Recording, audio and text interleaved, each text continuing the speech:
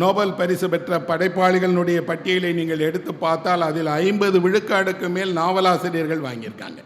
மிகச்சிறந்த எழுத்தாளர்களாக உலகம் பூரா கொண்டாடப்பட்டவர்கள் எல்லாம் நாவல் எழுத்தாளர்கள். சல்மா லாகர்லேவ் என்ற ஒரு ஸ்வீடிஷ் நாட்டினுடைய பெண் எழுத்தாளர். அவர்தான் உலகில் முதலாக நோபல் பரிசு பெற்ற பெண் எழுத்தாளர். அவருக்கு ஸ்வீடன் நாட்டில் அந்த நாட்டில் வெளியிடப்படக்கூடிய பணத்தில் அந்த ரூபாய் நோட்டில் அவருடைய உருவத்தை அச்சடிச்சிருக்கிறாங்க. ஒரு எழுத்தாளரை கௌரவிப்பதற்கு அவர் பேரில் தான் ரூபாய் நோட்டை, அந்த நாட்டினுடைய நாணயமே அவர் பேரில் வெளியிடப்படுது. அவருக்கு ஒரு நினைவு இல்லம் வைத்திருக்கிறார்கள். அவர் ஒரு ஆசிரியராக இருந்தார் என்பது குறிப்பிடத்தக்கது. அவர் பள்ளி ஆசிரியராக இருந்தவர். திருமணமே செய்து கொள்ளாமல் எழுத்தே வாழ்க்கை என்று முழு நேரம் எழுத்தாளராக இருந்தவர். அவர் கெஸ்டா பெர்லிங் சாகா என்ற ஒரு நாவல் எழுதியிருக்கிறார்.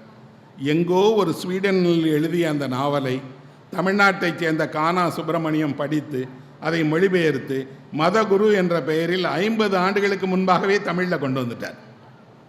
தமிழ் மொழி எந்த அளவுக்கு சர்வதேச அளவில் வரக்கூடிய படைப்புகள் மீது கவனம் கொண்டிருக்கிறது என்றால், உலகின் எந்த மூலையில் சிறந்த படைப்பு வந்தாலும் இங்கு இருக்கக்கூடிய ஒரு இலக்கியத்தை நேசிக்கிற எழுத்தாளரோ வாசகரோ அதை உடனடியாக மொழிபெயர்த்து தமிழுக்கு கொடுத்துட்றார். ஆனால் இவ்வளவு கொண்டாடப்பட்ட ஒரு புத்தகம், மதகுரு என்ற பெயரில் வெளியாகிருக்கக்கூடிய அந்த புத்தகம் எவ்வளவு பேரால் வாசிக்கப்பட்டது, எவ்வளவு விமர்சனங்கள் வந்தது, எந்தெந்த பல்கலைக்கழகத்தில் அது பாடமாக வைக்கப்பட்டிருக்கிறது என்று பார்த்தால் வருத்தமாகத்தான் இருக்கிறது. மீண்டும் ஒரு 1000, 2000, அதிகம் போனால் 3000 பேர் அதை படித்திருப்பார்கள். ஆனால் நான் என்னுடைய கல்லூரி நாட்களில் அதை படித்தேன். அதுக்கப்புறம் அதனுடைய ஆங்கிலத்தில் படித்தேன். அந்த புத்தகத்தை பலவேறு தருணங்களில் என் வாழ்க்கையில் எப்போதும் கூடவே வைத்துட்டே இருக்கேன். ஏன் அப்படின்னா, ஒரு நல்ல நாவல் இன்னொரு நாவல் எழுதுவதற்கான வழிகாட்டியை போல இருக்கிறது. இப்படி நீங்கள் எழுத வேண்டும் என்ற இலக்கிய பாடத்தை கற்றுத்தருகிறது. அந்த நாவலில் ஒரு பெண் வர்றாங்க, மார்கரெட் அப்படின்னு ஒரு பெண். நாவலுடைய சிறப்பே என்ன அப்படின்னா, நீங்கள் ஏதோ ஒரு நாவலை படித்தால் நாவலில் வரக்கூடிய கதாபாத்திரம் உங்களை விட்டு மறைந்து போகாது. நாவலில் வரக்கூடிய நிறைய தருணங்கள் உங்கள் மனதிலிருந்து விலகியே போகாது. எப்போ நீங்கள் படித்தாலும் புக் இல்லாமல் நீங்கள் சொல்ல முடியும், இந்த பக்கத்தில் அது அப்படி நடக்கிறது என்று. இந்த மார்கரெட் அப்படிங்கிற பெண் ஒருவரை காதலிக்கிறாள். வீட்டு பெண். அப்பா அம்மாவிடம் போய் சொன்னால் அவன் அப்பா அம்மா அவரை கல்யாணம் பண்ணிக்கிடக்கூடாது, தகுதியற்றவர் என்று மறுத்துடுறாங்க. ஆனால் இவள் சொல்கிற வாழ்க்கையை தொடங்குகிற போது ஒவ்வொரு பெண்ணுக்கும் ஒரு கனவு இருக்கிறது. என் வாழ்க்கை இப்படி இருக்க வேண்டும், நான் இப்படித்தான் வாழ விரும்புகிறேன் என்று. பெரும்பான்மையான பெற்றோர்கள் அதை புரிந்து கொள்வதில்லை. அன்றைக்கல்ல, இன்றைக்கு வரைக்கும் பெண்கள் சந்திக்கிற பெரிய பிரச்சனை, அவர்கள் மனதில் இருப்பதை அவர்கள் உடன் இருக்கக்கூடிய பெற்றோர்களோ வீட்டில் இருப்பவர்களோ கூட புரிந்து கொள்வதில்லை.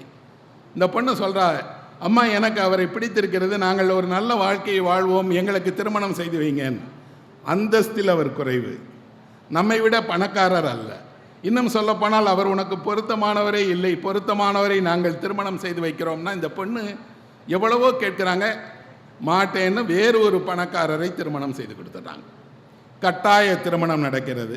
திருமணம் நடந்து அந்த வீட்டுக்கு போய் அங்கே வாழ ஆரம்பிக்கிறார்கள். அந்த கணவனுக்கு பணத்தை தவிர வேறு வாழ்க்கையே இல்லை. இந்த பொண்ணுக்கு இப்படி ஒரு வாழ்க்கை எல்லாம் இருக்குது, ஆனால் மனதில் சந்தோஷம் இல்லை. விரும்பியவனை திருமணம் செய்யவே இல்லை. வேண்டாக வெறுப்பாக அந்த வாழ்க்கையை வாழுகிறார். வழி இல்லையே. திருமணத்திற்கு அப்புறம் ஒரு பெண் சந்திக்கக்கூடிய ஒன்று என்ன அப்படின்னா, அந்த கணவன் எப்படிப்பட்டவனாக இருந்தாலும் நீங்கள் அவனோடு தான் வாழ வேண்டும், அவனுடைய விருப்பங்களின் பாதையில் தான் செல்ல வேண்டும், அவனை நீங்கள் கவனித்துக் கொள்வது தான் உங்கள் வாழ்க்கையினுடைய விதி என்று எழுதப்பட்டிருந்தது. ஆனால் அது சரியா இல்லை இல்லையா? ஆனால் அந்த பெண் அதை நினைக்கிறாள், இது தவறாயிற்று, ஆனால் நான் ஏன் இந்த திருமணத்திற்காக மட்டும் இவ்வளவு கட்டுப்பாடுகளை ஏற்றுக்கொள்ளணும்? அம்மாவிடம் போய் சொல்கிறாள், அம்மா ஒரு பிடிக்காத திருமணத்தை செய்து நீ சந்தோஷம் அடைஞ்சிருக்கேன், நான் சந்தோஷம் அடையலை. அந்த கணவன் என்னுடைய அழகை ரசிக்கவில்லை, நான் என்னுடைய சிந்தனைகள் எதையுமே அவரிடம் பேச விடவில்லை. இன்னும் சொல்லப்போனால் அந்த வீட்டில் நாங்கள் தனித்தனி அறையில் வாழ்கிறோம். அம்மா சொல்கிறாங்க, வெளியே எதையும் சொல்லாத மகளே, வசதி வாழ்க்கை எல்லாம் கிடைச்சா அனுபவிச்சுட்டே இரு, கஷ்டப்படுறோன்னு சொல்லாதன். ஆனால் மகளுக்கு அதில் விருப்பம் இல்லை. ஒரு நாள் பழைய காதலனை திரும்ப பார்க்கிறார். அந்த காதலன் இப்போது இந்த கணவனை விட வசதியானவனாக வந்துட்டான். இப்போ அம்மாட்ட சொல்கிறான், அம்மா அவரை திருமணம் செய்து கொண்டிருந்தால் இன்னும் பெரிய பணக்காரனாக இருப்பனே, அவர் பணக்காரர் ஆகிட்டாரேன். இல்லை மகளே, அவர் பணக்காரனமானாலும் நீ வேறொருவனுடைய மனைவி, அவனை பற்றி நினைக்காத அப்படின்னு. இப்போது இந்த கணவன், இவளுடைய கணவன் கொஞ்சம் கொஞ்சமாக நொடித்து போய் கஷ்டத்துக்கு போக ஆரம்பிக்கிறான். வறுமையான சூழலில் பழைய காதலனே திரும்ப வந்து இவர்களுக்கு உதவி செய்கிறான். அந்த உதவியை ஏற்றுக்கொள்வதா வேண்டாமான்னு இந்த பொண்ணுக்கு கஷ்டமாக இருக்கு. ஏற்றுக்கொள்கிறா. இப்போ அவர்கள் 2 பேரும் என்ன சொல்கிறாங்கன்னா, நானும் நீயும் வாழ்க்கையில் இணையவில்லை, ஆனால் ஒருவர் மீது ஒருவர் கொண்டிருந்த அன்பின் காரணமாக ஏன் உதவி செய்யக்கூடாது, ஏன் நாம் ஒருவரோடு நட்போடு பழகக்கூடாதுங்கிறாங்க. ஆனால் உலகம் என்ன சொல்கிறது, அடுத்தவருடைய மனைவி அவளோட ஏன் போய் நீ பேசுகிற, உனக்கும் அவளுக்கும் என்ன உறவு என்று ஊர் வதந்தி பேசுகிறது. தமிழில் அதுக்கு பேர் அலர்னு சொல்கிறாங்க. அலர் பேசுகிறது, வம்பு. ஆனால் இவளுக்கு நான் அப்படிப்பட்ட பெண் இல்லை, உதவி வேண்டி இருக்கிறது, உதவி கேட்கிறேன், அவர் உதவி செய்கிறார், எங்கள் இருவருக்கும் பரஸ்பரம் தெரியும் தானேன். அம்மாட்ட போய் சொல்கிறாங்க, உங்கள் மக இப்படிலாம் நடந்துக்கிறாங்க. அந்த அம்மா கண்டிப்பதற்காக வருகிறது. வந்து அந்த அம்மா வீட்டில் வந்து சொல்லுது, மகளே, நீ ஒரு தவறான பாதையில் போகிற, நாங்கள் காட்டிய வழியில் தான் நீ வாழ வேண்டும், நொடித்து போனாலும் அவனோடு நொடித்துத்தான் போக வேண்டுமே தவிர நீயாக உன் வாழ்க்கையை மாற்றிக்கொள்ளக்கூடாதுன்னு. மகளுக்கு கோபம் வந்துடுது. மகள் அம்மாவை பார்த்து சொல்கிறா, இப்போது இருக்கக்கூடிய உன் மகள் ஒரு நடைப்பிணம், உன் மகள் அல்ல. என்றைக்கு திருமணம் நடந்ததோ அன்றே உன் மகள் இறந்துட்டான். இப்போது ஒரு நடைப்பிணமாக இருக்கிறேன், இனிமேல் என் மீது அதிகாரம் செலுத்த உனக்கு இடம் இல்லை, இந்த வீட்டிலிருந்து வெளியே போ அப்படிங்கிறான். அம்மா சொல்கிறாங்க, நான் உன்னை பெற்று வளர்த்து இவ்வளவும் பண்ணவ, எனக்கே இடம் இல்லையா அப்படின்னா, நீ எல்லாம் என்ன செய்து கடைசியில் ஒரு குழியில் கொண்டு போய் தள்ளிட்ட, அதனால் உனக்கு இடம் இல்லை, வீட்டை விட்டு போனோடனே அம்மா கோபத்தில் மகளை அடிச்சிடுறாங்க. மகளுக்கு ஒரு சனம் தன்னை அடித்த அம்மாவை யாரோ ஒரு பெண் அப்படின்னு நினைக்கிறான்.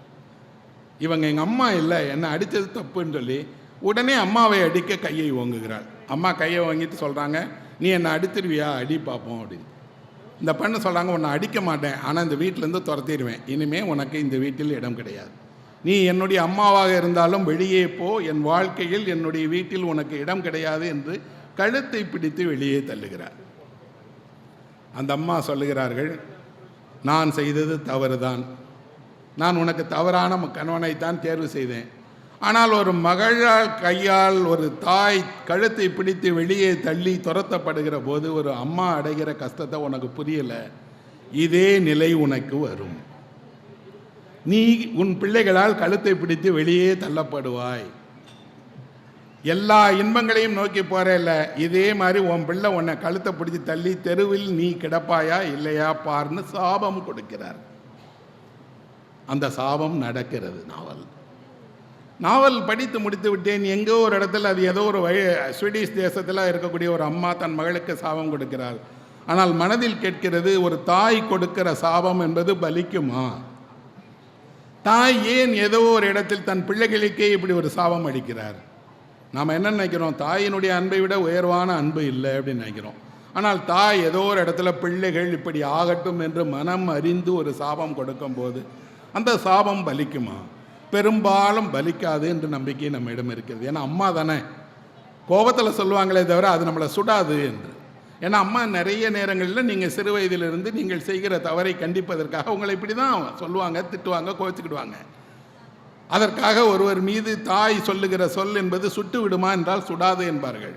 ஆனால் அந்த தேசத்தில் அந்த வாழ்க்கை அப்படி நடக்கிறது. மகளுக்கு தாயை எந்த வீதியில் துரத்தி விட்டாலோ அதே வீதியில் அதே போல் துரத்தி விடப்பட்டு அதே வாசலில் ஒரு பிச்சைக்காரியாக அவள் அமர்ந்திருக்கிறாள். சாலையில் போகிற ஒருவர் கேட்கிறார், இந்த பிச்சைக்காரியை எங்கேயோ பார்த்துருக்கிறனே, இவ யாருன்னு. அவள் தான் இந்த வீட்டின் எஜமானி, அவள் தான் இந்த திருமணல். அந்த பிச்சைக்காரியாக இருக்கும் போதும் அவளுக்கு என்ன மனதில் ஆதங்கம் என்றால், ஒரே ஒரு தவறு தான் வாழ்க்கை நடந்தது, நான் விரும்பியவரை திருமணம் செய்யவில்லை. அந்த ஒரு தவறு திருத்தப்பட்டிருந்தால் எல்லாமும் திருத்தப்பட்டிருக்குமே. அப்போ ஒரு பெண்ணுக்கு தன்னுடைய வாழ்க்கையில் எங்கோ ஒரு இடத்தில் நடக்கிற தவறுகளில் திருத்தி கொள்ள முடியாத ஒரு தவறு என்றால் அது விரும்பாதவரை திருமணம் செய்வது தான். அப்படின்னா ஒரு இலக்கியம் என்ன கற்றுக் கொடுக்கிறதுனா, ஒரு ஆழமான உண்மையை கொடுக்கிறது. நீங்கள் உங்கள் பிள்ளைகளினுடைய சந்தோஷம் என்று நினைப்பது இந்த நாள் சந்தோஷம் அல்ல, இன்று செய்யக்கூடிய முடிவு அல்ல, உங்கள் விருப்பம் அல்ல, உங்கள் ஜாதி அல்ல, உங்கள் பெருமை அல்ல, உங்களுக்கு இருக்கக்கூடிய பணம் அந்தஸ்து அல்ல. ஒரே ஒரு தவறு ஒருவரை எல்லா தவறுகளுக்கும் தள்ளிவிடுகிறது. தள்ளிவிடுவதோடு அவர் தன் வாழ்வில் தவிர்க்கவே முடியாத ஒரு வீதியில் கொண்டு போய் விடுகிறார். இது ஸ்வீடிஷ் கதையா என்ன? ஸ்வீடனில் நடந்திருக்கிறது என்று சொன்னால் நமக்கு தெரியும். நம் வீதியில் நடந்த கதை, நம் வீட்டில் நடந்த கதை, நாம் அறிந்தவர்களுடைய கதை, நம் சகோதரனுடைய கதை. அப்படின்னா அந்த கதை என்ன சொல்லுகிறது? ஒரு ஆழமான உண்மையை சொல்லுகிறது. பெற்றோர்களே புரிந்து கொள்ளாவிட்டால் இந்த பெண்களை யார்தான் புரிந்து கொள்வார்கள்? அப்பதான் அவர்களுக்கு இன்னொரு மீட்சியை சொல்லுகிறது. உங்களை ஏதோ ஒரு எழுத்தாளர் புரிந்து கொள்வார், இலக்கியத்தில் எழுதுவார், இதற்கான மாற்றை உருவாக்கி காட்டுவார். அந்த அம்மா எழுதிட்டாங்கல்ல, உலகம் முழுக்க எல்லா மொழிகளிலும் இந்த தவறாக நடந்து கொள்கிற தாய் அதை படிக்கும்போது ஒரு நிமிடம் யோசிக்கிறார், என் பிள்ளைகளை நான் இப்படி நடத்திவிடக்கூடாது, நாளை என் பிள்ளை இப்படி ஒரு தவறாக நடந்து தவறாக வீதியில் போய் நின்று விடக்கூடாதுன்னு நினைக்கிறாங்க. ஒரு நாவல் தானே அது, அது சட்ட புத்தகம் இல்லையே. ஆனால் ஒரு நாவல் என்ன செய்கிறது என்றால் வாழ்க்கையை பற்றிய ஒரு பாடத்தை எங்கோ யாருக்கோ கற்றுக் கொடுத்து விடுகிறது. ஒரு அன்னை, எல்லா நேரங்களிலும் பிள்ளைகளை நேசிக்கக்கூடிய அன்னையும் கூட இப்படியெல்லாம் தடுமாறத்தான் செய்வார். ஆனால் அன்னையினுடைய சாபம் என்பது பலிக்கும் அப்படிங்கக்கூடிய நம்பிக்கை உலகில் இருக்கக்கூடிய எல்லா மொழிகளிலும் மனதில் ஆழமாக இருக்கிறது. ஆனால் நாம் என்ன செய்கிறோம் அப்படின்னா, நிறைய நேரங்களில் இன்று பார்க்கக்கூடிய பல்வேறு காப்பகங்களில் இருக்கக்கூடிய முதியவர்களாக இருக்கிற தாயும் தந்தையும் இப்படியெல்லாம் யாரையும் பார்த்து சாபம் கொடுக்கிறதே இல்லை. அவர்கள் என்ன நினைக்கிறார்கள் என்றால், மகிழ்ச்சியை நாம் பகிர்ந்து கொள்வோம், கஷ்டத்தை நாங்களே பார்த்து கொள்கிறோம். காரணம், கஷ்டம் என்று வரும்போது அது எங்களுக்குரியது, மகிழ்ச்சி என்பது எல்லோருக்குமானது. இப்போது நீங்கள் ஒரு முதியோர் காப்பத்தில் போய் அங்கே இருக்கக்கூடிய தாத்தா பாட்டி யாராவது ஒருவரை கேளுங்க, உங்கள் பிள்ளைங்களை பேரங்களை திட்டுங்கன்னு சொல்லுங்கள், ஒரு வார்த்தை திட்ட மாட்டார்கள். அவர்களுக்கு எங்களை பிடிக்கவில்லை, எங்களுக்கு அவர்களை பிடிக்கும். நாங்கள் அவர்களோடு இருக்க தயாராக இருக்கிறோம், அவர்கள் தான் எங்களோடு இருக்க தயாராக இல்லை. ஆனால் அவர்கள் ஒரு உண்மையை மறந்து விடுகிறார்கள். இந்த தாத்தா பாட்டியினுடைய வயதிற்கு இந்த பிள்ளைகள் வரமாட்டார்களா என்ன? கட்டாயம் உங்களுக்கும் இதே வயது வரும், நீங்களும் இதே போல இருப்பீர்கள். ஆனால் உலகம் இதே போல நடத்துவதை நாம் அனுமதிக்க முடியாது. அப்போ இலக்கியம் என்ன செய்கிறது என்றால், மானுட மேன்மையை பேசுகிறது, மனிதர்களுடைய மனதில் இருக்கக்கூடிய மறைத்து வைக்கப்பட்டிருக்கிற உண்மையை பேசுகிறது, அன்பை பேசுகிறது. இன்னும் சொல்வதாக இருந்தால், நாவல் வழியாக, இந்த கதாபாத்திரங்கள் வழியாக இந்த வாழ்க்கை எப்படிப்பட்டது என்பதை நமக்கே நாம் பார்க்க அடையாளம் காட்டுகிறது. நான் சொன்ன நாவல் ஸ்வீடனில் எழுதப்பட்ட நாவல். இங்கே பக்கத்தில் கர்நாடகத்தில் 1915ஆம் ஆண்டு ஒரு நாவல் எழுதப்பட்டிருக்கிறது. அந்த நாவலை எழுதியவர் எம்எஸ் புட்டண்ணா என்ற ஒரு எழுத்தாளர். மைசூர் புட்டண்ணாங்கிறது அவருடைய பெயர். அவர் கன்னடத்தினுடைய மிக முக்கிய படைப்பாளி. எந்த அளவுக்குன்னா, கன்னட மொழிக்காகவே அவர் எல்லா தன் வாழ்க்கையும் அர்ப்பணம் செய்தவர். கன்னட மொழி, கன்னட இலக்கியம், கன்னடத்தினுடைய கதைகள் என்று அதையே தன் வாழ்க்கை முழுக்க பிரதானமாக செய்த ஒரு படைப்பாளி. அவர் ஒரு நாவல் எழுதியிருக்கிறார். தமிழில் அந்த நாவல் வந்திருக்கு. நாவலுடைய பெயர் வினை விதைத்தவன் வினை அறுப்பான் அப்படின்னு. தலைப்பை கேட்டவுடனே நமக்கு தெரிஞ்சிடும் கதை என்ன அப்படின்னு. நாவல்களுடைய இதே நம்ம படித்த உடனே இந்த நாவல் எதை பற்றியது என்ற அடையாளத்தை சொல்லிடும். தமிழில் அதை பாவண்ணன் மொழிபெயர்த்திருக்கிறார். நேஷனல் புக் ட்ரஸ்ட் வெளியிட்டிருக்காங்க. நான் அந்த புத்தகத்தை வாங்குகிற போது அந்த புத்தகத்தினுடைய விலை 100 ரூபாய் தான். சின்ன புத்தகம் தான். ஆனால் அந்த புத்தகம் ஒரு நூற்றாண்டு இந்திய வாழ்க்கையை நமக்கு காட்டுது. இந்த நூற்றாண்டு வாழ்க்கையில் நாம் சந்தித்த நிறைய நிகழ்ச்சிகளே அந்த ஒரே நாவலுக்குள்ளே இருக்கு. கிராமங்கள் எப்படி இருந்தது, கிராமங்களில் எப்படி மக்கள் ஜோசியத்தை நம்பினார்கள், அந்த ஜோசியம் சொல்பவருக்கேபடி நடக்காவிட்டால் என்ன ஆகும்னு எப்படி பயந்தாங்க, ஜோசியருக்கு என்ன ஆசை அப்படின்னா, எப்படியாவது நாம் அரசருடைய ஜோசியராக ஆயிடணும், ஏன்னா வருவாய் அதிகம். அவர் ஜோசியருக்கு வாழ்நாளெல்லாம் ஒன்று இருக்குது, எப்படியாவது அரண்மனையில் யாரையாவது பிடிச்சி நாம் ராஜாவுக்கு பக்கத்தில் இருக்கிற ஜோசியர் வரிசையில் சேர்ந்துடணும். மன்னர்களுக்கு ஒரு ஜோசியர் கிடையாது, வெவ்வேறு நாட்குறித்து தருவதற்கு வேறு வேறு ஜோசியர்கள். அந்த பட்டியலில் சேர ஒரு ஜோசியர் விரும்புகிறார். ஆனால் அவருக்கு வாழ்க்கையில் வேறு வருமானம் இல்லை, சின்ன கிராமத்தில் வாழ்கிறார். மகளை ஒருவருக்கு திருமணம் செய்து கொடுக்கிறார். மருமகனையே என்ன பண்ணிடுறாருன்னா, வீட்டை நீங்கள் பார்த்து கொள்ளுங்க அப்படின்னு அந்த குடும்ப பொறுப்பை மருமகனிடம் கொடுத்துட்டு தான் வாழ்க்கையை முடித்துக்கிறார். ஒரு சின்ன கிராமத்திற்கு ஒரு பெண்ணை திருமணம் செய்து கொண்டதால் அந்த ஊருக்கு மாப்பிள்ளையாக போன ஒருவருடைய கதை தான் அது. அந்த நாவல் கதாநாயகன் அவர் அல்ல, கதாநாயகனுடைய தந்தை அவர். கதாநாயகனுடைய தந்தையை சொல்லும் முன்னாடி அந்த ராஜ்யத்தில் இருந்த அந்த காலத்து வாழ்க்கை, அந்த வாழ்க்கையில் கிராம மக்கள் எப்படி அப்பாவியாக இருந்தாங்க எல்லாத்தையும் சொல்லிட்டு வராங்க. இந்த நாவல் அவருடைய மகனை பற்றியது. இப்படி ஒரு ஊருக்கு ஜோசியனுடைய மருமகனாக வந்தவருடைய மகன் யார், அவன் என்ன செய்கிறான், எப்படி படித்தான் என்று. அந்த நாவலிலும் இதுபோல் ஒரு பெண் கதாபாத்திரம் வருகிறது. நான் எப்போ படித்தேன், ஆனால் அந்த காட்சி என்னால் மறக்கவே முடியலை. என்னென்னா, மகனுக்கு ஒரு இடத்துல திருமணம் பண்ணுறாங்க. சீதை அப்படிங்கிற பெண்ணை திருமணம் பண்ணுறாங்க. நல்ல பெண், நல்ல குடும்பத்தை சேர்ந்த பெண், ஒழுக்கமான பெண், இன்னும் சொல்லப்போனால் எல்லோரையும் நேசிக்கக்கூடிய பேரன்பு கொண்ட ஒரு பெண். அவள் வீட்டுக்கு வர்றா. ஆனால் மாமியாருக்கு அவளை பிடிக்கலை. ஒரே காரணம், நான் ஒரு பொண்ணை பார்த்து வச்சுருந்தேன், அதை என் மகன் கல்யாணம் பண்ணிக்கிட மாட்டேன்னு சொல்லி இந்த பொண்ணை கட்டிட்டு வந்துட்டானே. ஸ்வீடன் கதையில் நடக்கிறது தான் நம்ம ஊர் கதையிலையும் நடக்குது, வேறு வேறு கதை இல்லை. இந்த பெண்ணுக்கு என்ன செய்கிறார்கள் என்றால், புதிதாக திருமணமாகி ஒரு வீட்டுக்கு வந்த பெண்ணுக்கு உணவு கொடுக்கணும் இல்லையா? அந்த பெண்ணிற்கு உணவு கொடுக்கிறேன் என்று அந்த மாமியார் என்ன செய்கிறார்னா, பழைய சாதம், அந்த சாதத்தை நிறைய வடித்து அந்த அம்மாவும் அந்த அம்மாவுடைய மகளும் 3 நாளுக்கு சாப்பிடுகிற அளவுக்கு பழைய சாதத்தை வைத்து 3 நாளும் நீ பழைய சாதம் தான் சாப்பிடணும்னு சொல்கிறாங்க. ஒரு பெண் திருமணமாகி ஒரு வீட்டுக்கு போகிறா. அவள் மனதில் எவ்வளவு ஆசைகள் இருந்திருக்கும். ஆனால் அந்த வீட்டில் அவளுக்கு 3 வேளையும் பழைய சோறு. முதல் நாள் கூட அதை சாப்பிட்றா. 2வது நாள் அதில் ஒரு புளித்த வாடை வர ஆரம்பிக்கிறது. இன்னொன்று, அந்த சோறு நொசத்து போகிறது. இப்போ மாமியார்கிட்ட சொல்கிறான், அம்மா நான் புதிதாக திருமணமாகி வந்திருக்கிறேன், எதையாவது சமைச்சு சாப்பிட கூடாது, அந்த பழைய சோறை தான் நீ சாப்பிடணும். அன்றும் சாப்பிடுகிறாள். 3வது நாள் அதில் புழுக்கள் நெளிகிற கட்டத்துக்கு வந்துடுச்சு. அம்மா இப்போவாவது நான் வேறு சாப்பிட்லாமான்னா அந்த அம்மா சொல்கிறாங்க, இல்லை இப்போவும் நீ இதை தான் சாப்பிடணும். இவள் கேட்கிறாள், உங்கள் வீட்டிற்கு நான் திருமணமாகி வந்தேன், என் மீது என்ன வெறுப்பு உங்களுக்கு? இப்படி நானும் ஒரு பெண், நீங்களும் ஒரு பெண், பசிக்காக நீங்கள் எனக்கு உணவிடப் போகிறீர்கள், உங்கள் மகனுடைய மனைவியாக வந்திருக்கேன், உங்கள் வீட்டிலுடைய மருமகள் என்று ஊரே சொல்லுகிறது, என்னை ஏன் பழைய சோறு போட்டு இப்படி அவமானப்படுத்துகிறீர்கள் போது அந்த அம்மா சொல்கிறாங்க, எனக்கு பிடிக்காதவர்களை நான் இப்படித்தான் நடத்துவேன். எனக்கு பிடிக்காதவர்களை நடத்துவோன் என்றால் உலகம் என்ன நினைக்கிறது? சந்தோஷமாக ஒரு பெண் வாழ்க்கையை தொடங்குகிறாள் என்று இந்த அம்மா போய் யார்கிட்டயாவது போய் சொல்ல முடியுமா?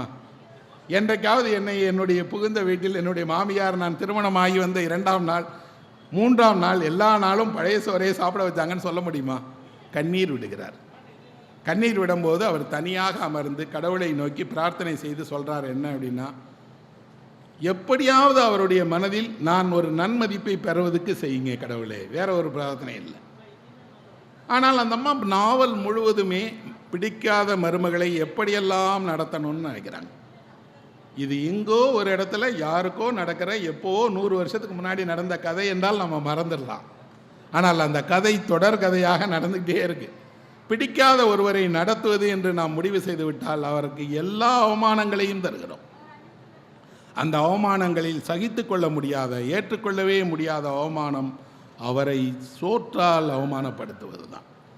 சாப்பாடு போட மறுப்பது, அல்லது சாப்பாடு போடுகிற போது இப்படி அவருக்கு ஏளனப்படுத்துவது. இந்த உணவை நீங்கள் ஒரு நாய்க்கு வைத்தால் கூட அது இப்படி சாப்பிடாது. அது மோந்து பார்த்துட்டு என்ன செய்யும் அப்படின்னா தட்டி விட்டுட்டு போயிடும். ஏன்னா நாய் மனிதனை விட ரொம்ப ரோசமானது. மனிதன் கூட நிறைய நேரங்களில் பணிந்து போயிடுவான், நாய் போடாண்டு போயிட்டே இருக்கும். ஆனால் மனிதர்கள் அவமானப்படுத்தப்பட வேண்டும் என்று நினைத்தால் யாரை அவமானப்படுத்துகிறார்கள்? தன் வீட்டிற்கு வாழ வந்திருக்கக்கூடிய ஒரு பெண்ணை இதே போல இன்னொரு வயதில் வாழ வந்த பெண் தான் அவமானப்படுத்துகிறார் என்றால் 2 முனையும் திறந்துதான் இருக்கிறது. ஸ்வீடனுடைய கதையும் கர்நாடகத்தினுடைய கதையும் வேறு வேறு கதை அல்ல, வேறு வேறு வாழ்க்கை அல்ல, வேறு வேறு நாவல்கள் அல்ல. ஆனால் அந்த நாவலில் மறைமுகமாக சொல்லப்பட்டிருக்கக்கூடிய ஒரு உண்மை, அந்த பெண்கள் யார்? நாவலில் வரக்கூடிய கதாபாத்திரங்கள் அல்ல, நம் வீட்டில் இருக்கக்கூடிய நமது சகோதரிகள், நம்ம அன்னை, நம்முடைய பிள்ளைகள். நாளை என்னுடைய மகள் அங்கே அந்த இடத்திற்கு போகக்கூடும். அப்படின்னா இலக்கியம் என்ன செய்கிறதுனா, மனிதனுடைய மிக முக்கியமான ஒன்று அவன் சக மனிதனை எப்படி நடத்துகிறான் என்பதுதான். உங்கள் வீட்டில் ஒன்றாக இருப்பதாம் என்பதால் நீங்கள் யார் மீதும் எந்த கட்டளையும் பிறப்பிக்க முடியாது. சமமாக மரியாதையோடு அன்போடு நீங்கள் நடத்தினீர் என்றால், ஒருவன் உறங்குகிற நேரத்தில் கூட அவனோடு உடன் இருக்கக்கூடிய துணைவியார் அவன் மீது அக்கறையாக போர்த்தி விடுகிறார். அவனுக்கு தெரியாது தூக்கத்தில் அவனுக்கு குளிரடிக்கிறதா என்று.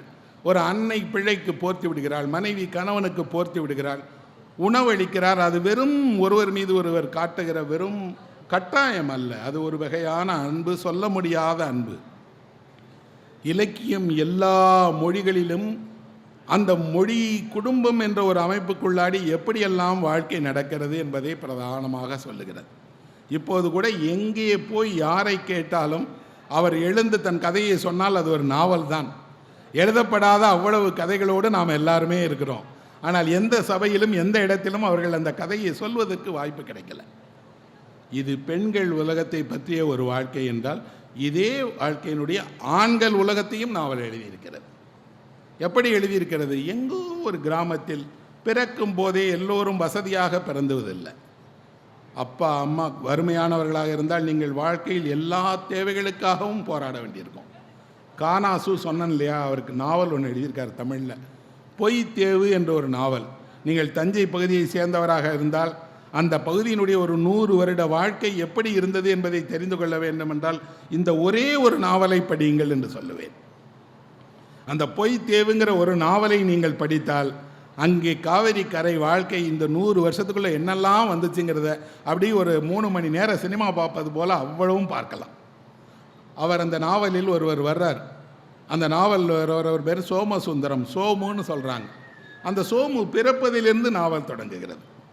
சோமுவினுடைய அப்பா என்ன செய்வாராம், ஊரில் எல்லாத்தையும் மிரட்டி உருட்டி வேலை செய்யக்கூடியவர். அவர் ஒரு இடத்திற்கு போய் ஒரு பொருள் வாங்க போனால் அவர் சொல்லுகிற விலைக்குத்தான் கொடுக்கணும். கொடுக்காவிட்டால் என்ன பண்ணுவார்னா சண்டை போட்டு அதை எடுத்துகிட்டு போயிடுவார். முரட்டுத்தனமான மனிதர்.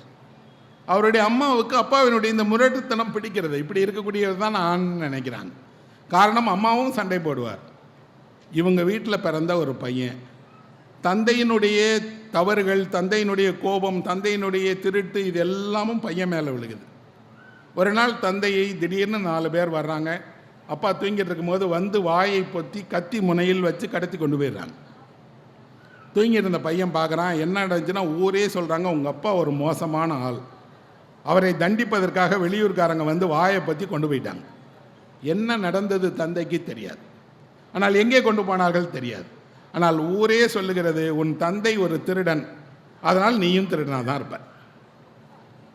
அந்த பையன் வாழ்நாள் எல்லாம் தந்தையினுடைய அந்த கரு மேகம் தன் தலையில் நிற்பதை விரும்பாதவனாக, எப்படியாவது வாழ்க்கையில் ஒரு நல்லவனாக வாழக்கூடாது. என் தந்தை எப்படி இருந்தது அவருடைய வாழ்க்கை. ஆனால் இவன் பள்ளிக்கூடத்துக்கு போனால் மாணவர்கள் திருட்டு பையன் சொல்கிறாங்க. பொது இடத்திற்கு போகிறான், அந்த இடத்தில் சுண்டல் கொடுக்குறாங்க, பொறி கொடுக்குறார்கள். வாங்க போகும்போது அவர் சொல்கிறார், இந்த பையனுக்கு பொறி சுண்டல்லாம் கொடுக்காதீங்க, எதையாவது திருடிட்டு போயிடுவான் அப்படிங்கிறாங்க. அங்கேயே வீசி எரிஞ்சிட்டு வரான், எனக்கு வேண்டாம், நான் நல்லவனாக வாழ விரும்புகிறேன். அந்த பையனுக்கு 3 விஷயங்கள் அந்த ஊரில் பிடிக்குது. முதலாவதாக பிடிப்பது காவிரி ஆறு. அந்த ஆற்றினுடைய கரையில் நீங்கள் வாழ்ந்திருந்தால் தெரியும், சலசலத்து ஓடுகிற அந்த காவிரி ஆறு, அதனுடைய படித்துறை, அங்கே குளிக்க வரக்கூடியவர்கள் அங்கே இலவசமாக தோணி விடுகிறார்கள், தர்ம தோணி என்று. இந்த கரையிலேருந்து அந்த கரைக்கு போகிறதுக்கு கட்டணம் கிடையாது, தர்ம தோணி விடுறாங்க. அங்கே தண்ணீர் எடுக்க வரக்கூடியவர்கள், துணி துவைக்க வரக்கூடியவர்கள், ஆற்றங்கரையில் இருக்கக்கூடிய கோவில் என்று ஒன்றா சொல்லிட்டே வரார். அந்த பையனுக்கு சிறு வயதிலிருந்தே ஒரு சப்தம் கேட்டால் ரொம்ப பிடிக்கும். என்னென்னா கோவிலினுடைய மணி ஓசையை பிடிக்கும். அவன் அதை காணாசு ரொம்ப அழகாக எழுதியிருக்கிறார். மணி ஓசையை கேட்கும் போதெல்லாம் இதயத்திற்குள் ஒரு ஓசை கேட்கிறது. அந்த ஓசை நம்முடைய உடல் முழுவதும் பரவி நம்ம என்ன பண்ணுதுன்னா பரவசப்படுத்துது. அந்த ஓசையை கேட்டுகிட்டே இருக்கக்கூடாதா என்று. இந்த உலகின் மிகச்சிறந்த கலை பொருட்களில் ஒன்று அந்த மணி. அந்த மணி ஓசையை எழுப்பும் போது, மணி ஓசை என்பது வெறும் தெய்வீகத்தை மட்டும் குறிக்கலை, மனசாட்சியை எழுப்புகிற ஓசையாக இருக்குங்கிறார். இன்னொன்று அந்த பையனுக்கு பிடிக்கிறது, காலையில் வரக்கூடிய அந்த வெளிச்சம், சூரிய வெளிச்சம் அந்த ஊருக்கு வர்றதெல்லாம் பார்க்குறான். இவ்வளவு மென் உணர்வுகள் கொண்ட ஒரு பையன். சின்ன வயசுலேருந்து அப்படியே வளர்ந்து வேலை இல்லாமல் போய் ஒரு வீட்டில் எடுபடி வேலை செய்து அந்த வீட்டில் இருக்கக்கூடிய எஜமானருக்கு ரொம்ப விருப்பமாகி அவரே இவனை வாழ்க்கையில் கொஞ்சம் கொஞ்சமாக மேலே கொண்டு போகிறார். இவன் வாழ்க்கையை தானே சொல்லணும், ஆனால் இவன் வாழ்க்கையை மட்டும் சொல்லலை. பக்கத்தில் அந்த சமூக மாற்றத்தை சொல்லுகிறது. அந்த ஊருக்கு தபால் துறை எப்படி வந்தது, அந்த ஊருக்கு பஸ் எப்படி வந்தது, அந்த ஊர்க்காரங்க கும்பகோணத்திற்கு எப்படி போய் பார்த்தார்கள், மகாமகம் எப்படி நடந்தது என்று அன்றைய சமூக வாழ்க்கை எல்லாவற்றையும் சொல்லிகிட்டே வரான். கொஞ்சம் கொஞ்சமாக ஒரு சின்ன மளிகை கடை தொடங்கி மளிகை கடைக்கு உரிமையாளராகி, மளிகை கடை வைப்பதனாலேயே அதுக்கு தேவைன்னு சொல்லி மொழி கற்றுக்கொண்டு ஆங்கிலம் பேச தெரிந்து ஒருவர் அப்படியே மேலே வந்து 2-3 மளிகை கடைகளுடைய உரிமையாளராகி அவரோட வாழ்க்கையை சொல்கிறார். வாழ்க்கையினுடைய எழுச்சியும் வாழ்க்கையினுடைய வீழ்ச்சியும் ஒரு மனிதனுக்கு எப்படி நடக்கிறது, எதனால் நடக்கிறது, அவர் எங்கே வெற்றி அடைகிறார், எங்கே தோல்வி அடைகிறார் என்று சொல்வதற்கு இந்த ஒரு நாவலை நாம் ஒரு உதாரணமாக வச்சுக்கலாம். அவ்வளவு அழகான இடங்கள் வருது. அவர் மேலே போகிற போதும் சரி, கீழே வருகிற போதும் சரி, அவருடைய வாழ்க்கைக்கு ஏதோ ஒரு காரணம், ஒரு மறைமுகமான கை அவரை உயர்த்தி விடுது. அவர் மேலே போகிறார், கீழே வருகிறார். ஆனால் அவர் கூடவே அவருடைய சமூகம், அன்றைக்கு இருந்த வாழ்க்கை, அன்றைக்கு இருந்த இசைக்கலைஞர்கள், அன்றைக்கு இருந்த நாடகம், அன்றைக்கு கும்பகோணத்தில் இருந்த வெவ்வேறு வகையான வணிகர்கள் எல்லாவற்றையும் சொல்கிறார். நான் படித்து பார்த்த பிறகு ஆச்சரியப்பட்டேன். என்னென்னா, அந்த காலத்தை யாராவது ஒருவர் ஒரு ஆவணப்படமாக இயக்கி இருந்தால் அந்த ஆவணப்படத்தில் என்னென்ன காட்சிகள் வருமோ எல்லாத்தையும் எழுத்திலேயே கொண்டு வந்துட்டாரே. ஆனால் நாவல் இந்த காட்சிகளை மட்டுமல்ல, அந்த காட்சிகளின் வழியாக அந்த சோமு என்பவருடைய வாழ்க்கையில் என்னெல்லாம் நடக்குன்னு பார்க்குறார். ஒருவர் மேலே போக போக போக போக அவருக்கு என்ன தோன்றுகிறது என்றால், இந்த உலகத்தை ஒன்று தான் ஆட்சி செய்கிறதுன்னு தெரியுது. அந்த நாவல் ஏன் சிறப்பான நாவல்னு சொன்னா, அந்த நாவல் அவர் சொல்கிறார், இந்த உலகத்தில் இத்தனை கடவுள்கள் இருந்தாலும் எல்லா கடவுளையும் மீறிய ஒரு கடவுள் இருக்கிறது. அந்த கடவுளுக்கு பெயர் பணம் அப்படின்னு சொல்கிறார். பணம் என்ற ஒரு கடவுள் இருக்கிறது. இந்த கடவுளுக்கு மிஞ்சிய கடவுளே இந்த உலகத்தில் கிடையாது. எந்த கடவுளினுடைய ஆலயத்திற்குள்ளும் இந்த பணம் என்ற ஒரு உள்ள பயிற்சின்னா அது திறந்துடும் கதவு, முதலிடம் கிடைச்சிரும். பணம் சற்று அதிகமாக இருந்தால் உங்கள் கையிலே எடுத்து கொடுத்துருவாங்க. அந்த கடவுளை வைத்து ஆராதனை பண்ணி கொள்ளுங்கள் என்று சொல்லிட்டு காணாசு எழுதுகிறார், இவ்வளவு தெய்வங்கள் இருந்தாலும் பணத்தை மட்டும் தனியாக ஏன் ஒரு தெய்வமாக நம்ம வைக்கவே இல்லை. நமக்கு ஒரு லட்சுமி இருக்குது, லட்சுமியினுடைய கடாட்சத்திலிருந்து பணம் வருகிறதே தவிர பணமே தெய்வமாகலை. ஆனால் எதிர்காலத்தில் ஆயிடும். எதிர்காலத்தில் பணம் தான் தெய்வம். இவர் சொன்னது இன்னைக்கு இல்லை, 50 வருஷத்துக்கு முன்னாடி சொல்கிறாரு, பணம் தான் தெய்வம், பணம் சம்பாதிப்பது தான் தெய்வம்னு. இவரை பார்ப்பதுக்காக இவர் ஊருக்கு வந்த ஒருவர், உங்கள் ஊரில் ஒரு புகழ்பெற்ற சிவன் கோயில் இருக்கே, போய் சாமி கும்பிடுமேனப்போ அவர் சொல்கிறாரு, வணிகர்களுக்கு கல்லாப்பட்டி தான் கோவில், கோயிலில் போய் சாமி கும்பிடணும்னு அவசியம் இல்லை, கல்லாப்பட்டியை கும்பிட்டா போதும், கல்லாப்பட்டி நிறைந்தால் போதும்னு. அவரும் வணிகர் வந்தவர். அவர் சொல்கிறார், நானும் அப்படித்தானையா நினைக்கிறேன். ஆனால் என் மனைவி என்ன கேட்பார் என்றால், ஊருக்கு போனீங்கய்யா, அந்த ஊரில் ஒரு கோயில் இருந்துச்சே, சாமி கும்பிட்டியா, பிரசாதம் எங்கன்னு கேட்பார், அதுக்காக கோயிலுக்கு போகிறேன். இவர் சொல்லுகிறார், ஒவ்வொரு மனிதனும் மனதிற்குள் எவ்வளவு பணம் சேர்க்கணும்னு நினைக்கிறான், எவ்வளவு பணம் சேர்த்தாலும் போதலைன்னு நினைக்கிறான், பணத்தாலேயே நிரப்பிக்கொள்ளணும்னு நினைக்கிறான். இவ்வளவு இருக்கிற மனுஷனுக்கு எதுக்கியா கடவுள்? அவன் பணத்தையே கும்பிட வேண்டியதானே. அதனால் நான் இனிமேல் கடவுளை கும்பிடுவது இல்லை என்று பணத்தைத்தான் கும்பிடுவது என்று முடிவு பண்ணிட்டேன். எத்தனை ஆயிரம் மனிதர்கள் இருக்கிறார்களோ அத்தனை ஆயிரம் மனிதர்களுக்கும் பணத்தை தவிர வேறு வாழ்க்கையில் முக்கியம் இல்லைன்னு, ஆனால் அதை தானையா கும்பிடணுங்கிறார். இவர் போயிடுறார். பணம்தான் வாழ்வினுடைய முதன்மை என்று நினைக்கக்கூடியவர்கள் என்றைக்கும் இருக்கிறார்கள். அவர்கள் பணத்தை சேகரிச்சுட்டே இருக்கிறார்கள். ஆனால் பணம் உண்மையில் உங்களுக்கு எல்லா மகிழ்ச்சியும் கொண்டு வந்து விடுமா? நமக்கு ஒரு கதையை சின்ன வயசில் சொல்லியிருப்பாங்க, மைடாஸுடைய கதை. அவன் தொட்டதையெல்லாம் தங்கமாக்கணும்னு நினைத்தவன். ஏன்னா தங்கம்னா என்ன, நினைத்ததெல்லாம் தங்கமாயிடுச்சுன்னா என்ன இருக்கும்? அவன் தொட்டது எல்லாமும் தங்கமாகியது. அவன் சோற்றை தொட்டான், அதுவும் தங்கமாயிடுச்சு. நீங்கள் சாப்பிடுவது தங்கத்தை சாப்பிட முடியாது, குடிக்கிற தண்ணீருக்கு பதிலாக தங்கத்தை குடிக்க முடியாது. உங்களுக்கு சோறு சோறாகத்தான் கிடைக்கணும். இந்த மனித வாழ்க்கையில் இலவசமாக கிடைக்கக்கூடிய விஷயங்களை கொண்டு தான் நாம் வாழ்ந்துட்டு இருக்கோங்கிறத மறக்கவே கூடாது. நீங்கள் சுவாசிக்கிற காசுக்கு ஒரு கட்டணமும் கிடையாது, அது முழுமையாக இலவசமாக இருக்கிறது. உங்கள் வாழ்நாளெல்லாம் நடந்து தெரிகிற இந்த பூமிக்கு ஒரு கட்டணமும் செலுத்த தேவையில்லை. நீங்கள் இந்த மண்ணிலிருந்து உருவானீர்கள், இந்த மண்ணுக்குள்ளாகவே போக போகிறீர்கள், ஒரு கட்டணமும் கிடையாது. இன்னும் சொல்லப்போனால் உங்களுக்கு மிக அழகாக தோன்றுகிற எந்த இயற்கை காட்சியை பார்ப்பதற்கும் யாரும் எங்கேயும் எந்த கட்டணமும் வைக்கலை. நீங்கள் ஒரு மலை உச்சியில் போய் நின்றால் மொத்த வானையும் பார்க்கலாம், அதற்கு ஒரு கட்டணமும் இல்லை. கொஞ்சம் நீங்கள் மனம் திறந்தால் உங்கள் வீட்டு ஜன்னலை திறந்து 1000 நட்சத்திரங்களை நீங்கள் பார்க்கலாம், அதுக்கு ஒரு கட்டணமும் இல்லை. உங்களுக்கு விருப்பம் இருந்தால் கடலுக்குள்ளாகவே சென்று ஒரு சூரிய உதயத்தை பார்க்கலாம், ஒரு கட்டணமும் இல்லை. இந்த வாழ்க்கை கட்டணம் இல்லாத ஏராளமான இலவச விஷயங்களால் நடந்து கொண்டிருக்கிறது. கட்டணம் எதற்கு தேவை என்றால் உங்கள் சுகத்திற்கு, வசதிக்கு, இன்னும் சொல்லப்போனால் வாழ்க்கையை மேம்படுத்திக் கொள்வதற்குத்தான் கட்டணம் தேவை இருக்கிறது. மேம்படுத்தாவிட்டால் நீங்கள் எளிய வாழ்க்கையே போதும் என்று நினைத்தால் பணமே இல்லாமலும் கூட வாழ முடியும். அப்படி வாழ்பவர்கள் இன்றைக்கும் இருக்கிறார்கள். ஆனால் பணமே இல்லாமல் எங்கே வாழ முடியாது? ஒரு நகரத்தில் வாழ முடியாது. அதுவும் இது போன்ற ஒரு பெரிய நகரத்தில் நீங்கள் வாழவே முடியாது. இந்த நகரத்தில் வாழ விரும்பினீங்கன்னா நீங்கள் எந்த அடிநிலையில் இருந்தாலும் குறைவான பணமாவது வேண்டும். பணம் இல்லாமல் வாழ முடியாது. பணம் இல்லாமல் எங்கே வாழ முடியும்?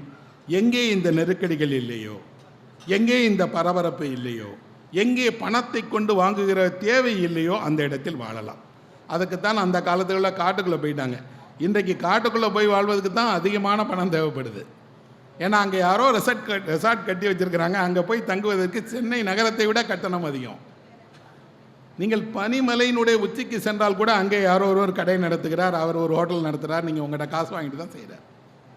நம் வாழ்க்கையை நாம் கொஞ்சம் கொஞ்சமாக பொருளாதார உலகமாக மாற்றிட்டோம்னா காணாசு சொன்னதுக்கும் நமக்கும் வேறுபாடே இல்லை.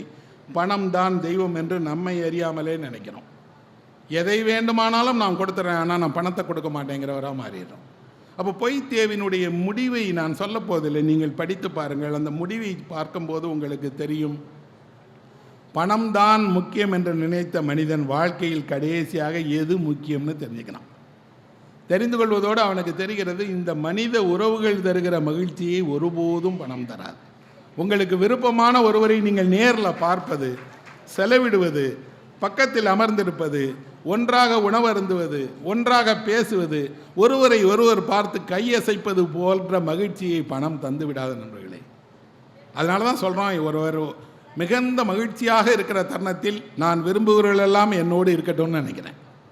ஏன்னா அவர்கள் எனக்கு தரப்போகிற பணத்தால் அல்ல, என் கூட அவர்கள் இருப்பது தான் என்னுடைய மகிழ்ச்சி.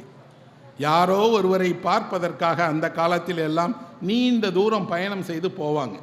10 நிமிடம் தான் அவரோடு இருப்பாங்க, திரும்பி போயிடுவாங்க. 8 மணி நேரம் பயணம் செய்து சென்னைக்கு வந்து ஒருவரை பார்த்து 10 நிமிஷம் இருந்து திரும்பி போயிடுவாங்க. ஆனால் அதில் அக்கறை இருந்தது என்ன அப்படின்னா, அவருக்காக நான் எவ்வளவு தொலைவில் இருந்தும் வருவேன். வெர்னர் ஹெர்சாக் என்ற ஒரு சினிமா இயக்குனர் இருந்தார். அவருடைய திரைப்படங்களை எல்லாம் உலக அறிய செய்வதற்காக ஒரு அம்மா வந்து லூட்டின்னு அந்த அம்மா வந்து உதவி செய்தார்கள். அவங்க மருத்துவமனையில் இருந்த உடனே இவர் முடிவு செய்தார், என் ஊரிலிருந்து அந்த அம்மா இருக்கிற இடத்துக்கு நடந்தே போகிறேன். எதுக்கு? அவர்கள் நலமடைய வேண்டும் என்று நடந்து போகிறேன்னு ஒரு இயக்குனர் பனியின் ஊடாக பகலிரவாக நடந்து போகிறார். அவர்கிட்ட கேட்குறாங்க, நீங்கள் நடந்து போனால் அந்த அம்மா பழைச்சிருவாங்களா? என்னங்க அர்த்தம்னு. அவர் சொல்லுகிறார், என் மனதில் நம்பிக்கை இருக்கிறது, நான் நடந்து போகிற வரை அவர் உயிரோடு இருப்பார், கட்டாயம் மருத்துவமனையில் இருந்தாலும் இறக்க மாட்டார் அப்படின்னு. இவர் நடந்து போகிற வழியிலெல்லாம் கேட்கிறார்கள், புகழ்பெற்ற இயக்குனர் தானே, காரில் போகலாமே, வசதி இருக்கேன். இல்லை இல்லை, அவருக்காக என்னை வருத்தி கொள்வதன் வழியாக நான் என் அன்பை தெரிவிக்கிறேன். நடந்து போய் போய் போய் போய் அந்த மருத்துவமனைக்கு போனாங்க. இறந்து விடுவார்னு நினைத்துட்டு இருந்த அந்த அம்மா எழுந்து உட்காந்துட்டாங்க. எழுந்து உட்கார்ந்ததோடு அந்த அம்மா சொன்னாங்க, நீ வருவேன்னு எனக்கு தெரியும், உன்னை பார்க்கறதுக்காவது இருக்கிறேன் அப்படின்னு. நிறைய பேர் இன்றைக்கும் கூட தன் பிள்ளைகள் தன்னை நோக்கி வருவார்கள், பிரிந்தவர்கள் தன்னை நோக்கி வருவார்கள் என்று ஒரு சகோதரர் காத்திருக்கிறார், ஒரு தந்தை காத்திருக்கிறார், ஒரு தாய் காத்திருக்கிறார், ஒரு கணவன் காத்திருக்கிறார், ஒரு மனைவி காத்திருக்கிறார் என்றால் யாரோ ஒருவர் என்றைக்காவது இதை சரி செய்து கொண்டு நம்மிடம் வந்து விடுவார்கள். வாழ்க்கை திரும்பவும் புதிதாக மாறிவிடும் என்ற ஒரு நம்பிக்கை இருக்கிறது. நல்ல நாவல்கள், உலகினுடைய மிகச்சிறந்த நாவல்கள், அது எந்த மொழியில் எழுதப்பட்டாலும் யார் எழுதியிருந்தாலும் அதில் மறைந்திருக்கக்கூடிய உண்மை என்ன என்றால், மனிதன் மீது காட்டுகிற அன்புக்கு நிகரே இல்லை என்பதுதான். அந்த நிகரே இல்லை என்பதை எந்தெந்த வடிவங்களெல்லாம் காட்ட முடியுமோ அந்த வடிவங்களிலெல்லாம் காட்டுகிறார்கள். அந்த வடிவங்களிலெல்லாம் நாவல் அதை ஒரு மிகப்பெரிய கலையாக, மிகப்பெரிய இலக்கியத்தினுடைய உச்சமாக காட்டுகிறது. நான் நிறைய நாவல்களை, நிறைய படைப்பாளிகளை, வெவ்வேறு மொழிகளில் இருக்கக்கூடிய படைப்பாளிகளை எல்லாரையும் படித்தால் கூட தமிழ் மனதும், தமிழ் எழுத்தும், தமிழ் வாழ்க்கையும், தமிழ் எழுத்தாளர்கள் எழுதிய விதமும் படிக்கும்போது உண்மையில் நாம் இன்னும் நெருக்கமாயிரும். இன்னும் அவர்களை, அந்த மனிதர்களை நேரில் கண்டது போல இருக்கிறேன். நான் சஞ்சாரம் அப்படின்னு ஒரு நாவல் எழுதினேன், நாதஸ்வர கலைஞர்களை பற்றிய நாவல். அவர்களை என் சிறு வயதிலிருந்து எனக்கு தெரியும். எங்கள் வீட்டுக்கு பக்கத்தில் இருக்க கோவிலேருந்து வாசிப்பாங்க. நாதஸ்வரம் கேட்க இனிமையாக இருக்கிறது, ஆனால் அவர்கள் வாழ்க்கை இனிமையாக இருக்கிறதா என்ன? அவர்கள் எவ்வளவு கஷ்டத்தில், எவ்வளவு நெருக்கடியில், இன்னும் சொல்லப்போனால் இந்த வாழ்க்கை அவர்களுக்கு போதுமான வசதியை கொடுக்காவிட்டாலும் கூட கடவுளையும் அதை கேட்கக்கூடிய மனிதனையும் மகிழ்ச்சிப்படுத்தி கொண்டே இருக்கலாம்னு நினைக்கிறாங்க. அப்போ அவர்களை பற்றி நான் ஒரு நாவல் எழுதினேன். நாவல் வெளியாகிற தருணத்தில் ஒரு நாதஸ்வர கலைஞர் என்னை அழைத்து சொன்னார், நாங்கள் உங்களுக்கு வேறு நன்றியே காட்ட முடியாது, உங்கள் வீட்டில் வந்து வாசிக்கிறோம் என்று நாதஸ்வரத்தை வந்து வாசிக்க வந்தார். நாவல் தானே எழுதினேன், நான் அவர்களுக்கு கை நீட்டி பணம் கொடுத்துடலையே, அவர்களுக்கு எந்த உதவியும் செய்திடலையே. அவர்களுக்கு தெரிகிறது, ஒரு படைப்பில் அதிலும் ஒரு விஷயம் இடம்பெற்று விட்டால் என்றைக்கும் அது இருக்கும், படிக்கிற தலைமுறையை தாண்டியும் அது கொண்டாடப்படும். இன்னொன்று, எங்காவது எங்களுக்கு ஒரு சிறிய அங்கீகாரம் கிடைத்தால், சிறிய மரியாதை கிடைத்தால் போதும். நாங்கள் வேண்டுவது பெரிய விருதுகளை அல்ல, பெரிய அங்கீகாரத்தை அல்ல, எளிய மனிதர்களுடைய அங்கீகாரத்தை, எளிய மனிதர்களுடைய அன்பைத்தான் என்று பலரும் நினைக்கிறார்கள். குறிப்பாக கலைஞர்கள் அதைத்தான் நினைக்கிறாங்க. இலக்கியம் அவர்களை அடையாளம் கண்டுகொள்கிறது, அவர்களை மிகச்சரியாக வெவ்வேறு இடங்களில் பொருத்தி சொல்கிறது. இப்படி செய்கிற பணியை டால்ஸ்டாயிலிருந்து, டாஸ்டாவஸ்கியிலிருந்து உலகம் முழுக்க இருக்கக்கூடிய பெரிய படைப்பாளிகள் செய்திருக்கிறார்கள் என்பதால் தான் இந்த நாவல்ங்கிற வடிவத்திற்கு இவ்வளவு முக்கியத்துவமும் கிடைத்திருக்கிறது. இந்த நாவல் வடிவம் தொடர்ந்து கொண்டாடப்படவும் செய்கிறது. நீங்கள் உங்களுக்கு விருப்பமான எந்த நாவலை வேண்டுமானாலும் வாசிக்கலாம். இங்கே நிறைய நாவல்கள் இருக்குது. தமிழில் எழுதப்பட்டது, பிற மொழிகளில் எழுதப்பட்டது, மொழிபெயர்ப்பு செய்யப்பட்டது. உலகினுடைய போரும் வாழ்வும்னு ஒரு நாவல் எழுதியிருக்கிறார் டால்ஸ்டாய். அது 2000 பக்கங்களுக்கு மேலே இருக்கக்கூடிய ஒரு நாவல். ஒரு ரஷ்யாங்கிற தேசத்திற்கு நெப்போலியன் படையெடுத்து வந்தபோது இந்த ரஷ்ய மக்கள் அதை எப்படி எதிர்த்தார்கள்ங்கிற அந்த வரலாறை சொல்லுகிற நாவல். 2000 பக்கம் இருக்கக்கூடிய அந்த நாவலை தமிழ்லேயே கொண்டு வந்திருக்காங்க. சொக்கலிங்கம் மொழிபெயர்ப்பில் அது தமிழ்லேயே வந்திருக்கு. அந்த சொக்கலிங்கம் தினமணியினுடைய ஆசிரியராக இருந்தவர். அவருக்கு என்ன சிறப்பு தெரியுமா? அவர் பள்ளி படிப்போடு தன்னுடைய படிப்பை முடித்து கொண்டவர், கல்லூரிக்கு சென்று படித்தவர் அல்ல. ஆனால் அவர்தான் இவ்வளவு பெரிய 2000 பக்க நாவலை தமிழில் மொழிபெயர்ப்பு செய்து மிக சிறப்பாக மொழிபெயர்த்து தந்திருக்கிறார். அதற்காக அவர் ஆக்ஸ்போர்ட் யூனிவர்சிட்டி வெளியிட்ட அந்த ஆங்கில பதிப்பை வாங்கி, அதுவும் எப்படி, அதை வெளியிட்ட சக்தி கோவிந்தன் அதுக்கு நேரடியாக பணம் கொடுத்து லண்டனிலிருந்து உரிமையை வாங்கி இவரை மொழிபெயர்க்க சொல்லி 2 ரூபாய் விலைக்கு அந்த நாவலை ஒவ்வொரு தொகுதியும் வெளியிட்டிருக்கிறாங்க. 2000 பக்கம் உள்ள ஒரு நாவல் அது. இதை வாசித்தது யார்? என் தந்தை வாசித்திருக்கிறார், என் தந்தையினுடைய காலத்தை சேர்ந்தவர்கள் வாசித்திருக்கிறார்கள், நான் வாசித்திருக்கிறேன். இன்றைக்கு அது மறுபதிப்பு கண்டிருக்கிறது. உலகிலேயே மிகச்சிறந்த ஒரு நாவல் தமிழில் ஒரு சொக்கலிங்கத்தால் மொழிபெயர்க்கப்பட்டு வெளியாகி இருக்கிறது என்றால் அது தமிழர்கள் தலையில் வைத்து கொண்டாட வேண்டிய நாவலாக இருக்கணும் இல்லையா? ஏன்னா அது ரஷ்யாவினுடைய மொத்த வரலாறையுமே அவர் சொல்லுகிறது. டால்ஸ்டாய் எழுதும்போது சொல்லுகிறார், இன்றைக்கு கூட அந்த நாவலை எப்படி சொல்லுவாங்கன்னா, இந்த நாவலால் தான் ரஷ்யா பெருமை பெற்றிருக்கிறது, ரஷ்யா ஜார் மன்னர்களால் ஆண்டதால் அல்ல பெருமை. டால்ஸ்டாய் இப்படி ஒரு நாவலை எழுதியிருக்கிறார், தஸ்தாவஸ்கி ஒரு நாவலை எழுதியிருக்கிறார், கார்கி ஒரு நாவலை எழுதியிருக்கிறார், துர்கனே ஒரு நாவலை எழுதியிருக்கிறார் என்று எழுத்தாளர்கள் தான் அந்த தேசத்தின் முகமாக அடையாளப்படுத்துகிறார்கள். தமிழும் கூட அது போன்ற ஒரு பெருமை மிக்க மொழி. ஒரு புத்தக கண்காட்சியில் அதிகம் விற்பனையாகிற புத்தகம் எது என்ற ஒரு பட்டியலை தமிழ்நாடு முழுவதும் எடுத்தால் அந்த பட்டியலில் எப்போதுமே முதல் 10 இடங்களில் இருக்கக்கூடியது நாவல்கள் தான். நாவல் படிப்பதுக்கு என்றே தமிழ்நாட்டில் ஒரு மிகச்சிறந்த வாசகர் கூட்டம் இருக்கிறது. அது எந்த எழுத்தாளருடைய நாவல் படிக்கிறார்கள் என்பதில் வேண்டுமானால் வேறுபாடு இருக்கலாம். அவர்களுக்கு ஜானகிராமன் படிக்கலாம், அசோகமித்திரன் படிக்கலாம், ஜெயகாந்தன் படிக்கலாம், கல்கையை படிக்கலாம், அல்லது என்னையோ இன்னொரு படைப்பாளியோ கூட அவர்கள் விரும்பி படிக்கலாம். ஆனால் நாவல் படிப்பது என்பது அவர்களுக்கு விருப்பமான ஒன்று. அதுவும் கொஞ்சம் 40 வயதை கடந்தவர்களாக இருந்தால், 50 வயதை கடந்தவர்களாக இருந்தால் தொடர்கதையாக அவர்கள் அதை படித்திருப்பார்கள். வீட்டில் பைண்ட் பண்ணி வச்சு அந்த புத்தகங்களை மறக்காமல் நாவல்களை எல்லாம் சேகரித்து படித்திருப்பார்கள். நாவல் படிப்பது என்பது ஒரு கட்டுரை படிப்பதிலிருந்து, கவிதை படிப்பதிலிருந்து, வேறு இலக்கிய விடங்களை படிப்பதிலிருந்து ரொம்பவும் வேறுபட்டது. காரணம், ஒரு நாவல் படிக்க தொடங்குகிறவர் நாவலை அல்ல, தன் வாழ்க்கையை படிக்க தொடங்குகிறார். நீங்கள் மலை ஏறுவதில் உங்களுக்கு அனுபவம் இருந்தால் தெரியும், மலையின் மீது ஏறுவது சிரமமானது. நீங்கள் ஏற ஏற ஏற மூச்சு வாங்கும். கொஞ்சம் கொஞ்சமாக ஒரு உயரத்திற்கு சென்றால் மேலே போக போக போக நீங்கள் வேறு ஒரு மனநிலையை அடைவீர்கள். நல்ல காற்றை, நிறைய ஆனந்தமான மனநிலையை அடைவீர்கள். மலையினுடைய உச்சத்துக்கு போய் நீங்கள் நின்று கீழே இருப்பதை பார்த்தால் தெரியும், எல்லாமும் ஒரே நேரத்தில் உங்கள் கண்ணில் படும். உங்கள் ஊர், அந்த ஊரில் இருக்கக்கூடிய இடங்கள் எல்லாவற்றையும் நீங்கள் ஒரு மலையின் உச்சியிலிருந்து பார்த்தால் தெரியும், எவ்வளவு அழகானது என்னுடைய ஊர், எவ்வளவு அழகாக நம்ம ஊரை சுற்றி வயல்கள் இருக்கிறது, எவ்வளவு அழகான காட்சிகள் நமக்கு இருக்குன்னு. ஊருக்குள்ளே இருக்கும்போது அது தெரியாது. நம் வீதியில் நடந்து செல்லும்போது வீதி எவ்வளவு அழகானது என்று தெரியாது. ஆனால் நீங்கள் ஒரு மலை உச்சியிலிருந்து ஒரு ஊரை பார்க்கும்போது சுற்றி இருக்கக்கூடிய வானை, சுற்றி இருக்கக்கூடிய நிலத்தை, அங்கே இருக்கக்கூடிய பறவைகளை, அங்கே இருக்கக்கூடிய இயற்கை அழகை எல்லாம் பார்த்தால் தெரியும், இது இவ்வளவு அழகான ஊரில் நாம் குடியிருக்கிறோமா என்று. காரணம், நீங்கள் கொஞ்சம் மேலே சென்றால், ஒரு உயரத்திலிருந்து கீழே எல்லாவற்றையும் பார்த்தால் எல்லாமும் உங்களுக்கு ஒரே நேரத்தில் தெரியும். நாவல் என்பது அப்படி மேலே சென்று கீழே வாழ்க்கையை பார்ப்பது தான். நீங்கள் கொஞ்சம் மேலே போய் நின்று உங்கள் வாழ்க்கையை பார்த்தால் உங்கள் வாழ்க்கையும் தெரியும், ஊரின் வாழ்க்கையும் தெரியும், உங்களை சுற்றி இருக்கக்கூடிய எல்லா வாழ்க்கையும் தெரியும்.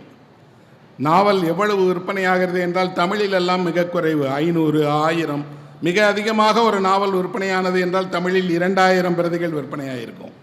ஆனால் உலகில் அப்படி இல்லை நண்பர்களே. உலகில் நாவல்கள் எவ்வளவு இருக்கின்றன என்று பார்த்தால் அந்த கணக்கை எடுத்து பார்த்தாலே வியப்பாக இருக்கும். ஹாரி போட்டர் என்ற ஒரு நாவல் ரவுலிங் எழுதினார்கள். அந்த நாவல் 50 கோடி புத்தகங்கள் விற்பனையாயிருக்கிறது. ஒரு நாவல் உலகத்தில் 50 கோடி புத்தகங்கள் விற்பனையாயிருக்கிறது என்றால் அந்த எழுத்தாளர் எவ்வளவு சம்பாதித்திருப்பார்? இங்கிலாந்தினுடைய அரசியை விட அதிகம் சம்பாதித்திருக்கிறார். எவ்வளவு இருக்கலாம்? சாதாரணமாக சொல்கிறாங்க 500-600 கோடி ரூபாய் சம்பாதித்திருப்பார் என்று. அவர் எந்த தொழிலதிபர் இல்லை, அவர் எந்த விதத்திலும் முதலீடு செய்யவே இல்லை. அவர் நாவல் எழுதினார், அந்த நாவலுக்கு வரவேற்பு கிடைத்தது, உலக மொழிகளிலெல்லாம் அந்த நாவல் வெளியானது. அந்த நாவலுக்கு கிடைத்த வரவேற்பின் வழியாக இன்று ஒரு மிகப்பெரிய அரண்மனையை விலைக்கு வாங்கி அந்த அரண்மனையில் ஒரு ராணியைப் போல வாழ்கிறார் என்றால் நாவலாசிரியர்கள் நாவலை தவிர வேறு எதற்கு இந்த கௌரவம் கிடைக்கும்? ஜேம்ஸ் பேட்டர்சன் அப்படின்னு அமெரிக்காவில் ஒரு எழுத்தாளர் இருக்கிறார். அவருடைய ஒரு ஆண்டினுடைய வருமானம் 50 கோடி ரூபாய். தமிழில் நினைத்து பார்க்க முடியுமா? தமிழினுடைய எந்த வெற்றிகரமான ஒரு படைப்பாளியாக இருந்தாலும் சரி, அவருக்கு ஆண்டில் 1 கோடி ரூபாய் வருமானம் தரக்கூடிய படைப்பாளி என்று கூட யாரையும் நம்ம சொல்லிட முடியாது. ஆனால் தமிழுக்கு 2000 வருட பாரம்பரியம் இருக்கிறது, மரபு இருக்கிறது, செழுமையான இலக்கியங்கள் இருக்கிறது, தேர்ந்த வாசகர்கள் இருக்கிறார்கள். ஆனால் புத்தக விற்பனை என்று வந்தால், ஒரு நாவல், புதிய நாவல் வெளியாகிறது என்று வந்தால் அதை வாசிக்கிறவர்களுடைய எண்ணிக்கை குறைவுதான் உலகினுடைய எண்ணிக்கையோடு ஒப்பிட்டால்.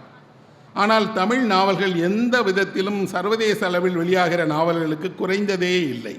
மிகச்சிறந்த நாவல்கள் தமிழில் எழுதப்பட்டிருக்கின்றன. நீங்கள் ஒரு ஜெயகாந்தனுடைய நாவலை, ஜானகிராமனுடைய நாவலை, சுந்தராமசாமியினுடைய நாவலை, அசோகமித்திரனுடைய நாவலை உலகினுடைய எந்த சிறந்த படைப்பாளிகள் நாவலுக்கும் இணையாக வைத்து போற்றலாம், கொண்டாடலாம். சர்வதேச அளவில் தரப்படுகிற எந்த விருதுக்கும் அவர்கள் தகுதியானவர்கள்.